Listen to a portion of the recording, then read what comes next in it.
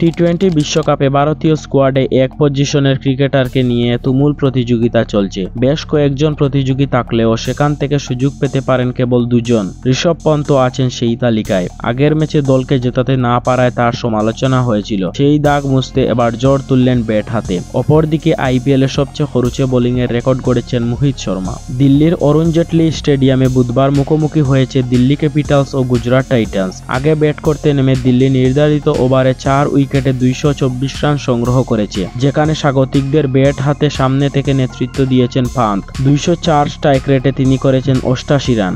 এছাড়া অক্ষর প্যাটেল 66 এবং শেষ দিকে ক্রিস্টান স্টাফসের জোড়ো চুটো ক্যামিওতে বড় পুঁজি পেয়ে যায় দিল্লি। দিল্লির এমন জোড়ের ম্যাচে স্বাভাবিকভাবেই খরুচে ছিলেন গুজরাটের বোলাররা।